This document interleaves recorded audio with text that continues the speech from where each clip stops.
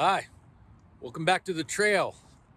I'm Jimmy John, and this coming up week, we are going through Luke chapter 11 and 12. And in this text that you're about to hear, you get to hear Jesus talking about stress and anxiety and worry. So let's take a listen. Then Jesus said to his disciples, "Therefore I tell you, do not worry about your life, what you will eat, or about your body, what you will wear. For life is more than food, and the body more than clothes. Consider the ravens. They do not sow or reap, they have no storeroom or barn, yet God feeds them. And how much more valuable are you than birds? Who of you by worrying can add a single hour to your life? Since you cannot do this very little thing, why do you worry about the rest? Consider how the wildflowers grow. They do not labor or spin, yet I tell you, not even Solomon in all his splendor was dressed like one of these. If that is how God clothes the grass of the field, which is here today and tomorrow is thrown into the fire, how much more will he clothe you, you of little faith? And do not set your heart on what you will eat or drink. Do not worry about it.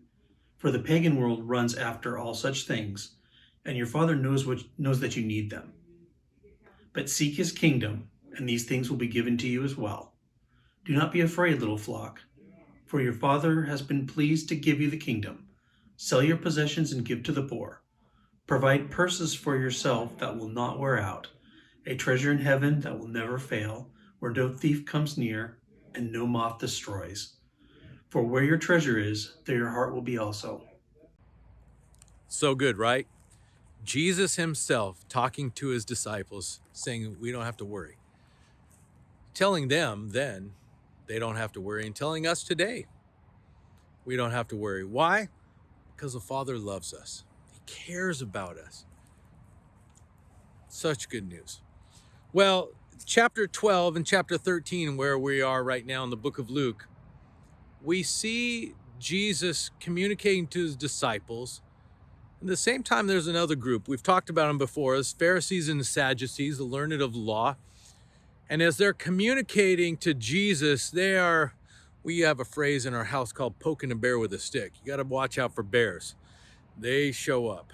And it seems to me that in chapter 12 and chapter 13, in fact, we even see that explicitly, where they're communicating about Jesus and to Jesus that what he's doing is wrong. It's an interesting thing about critiquing Jesus that way, isn't it?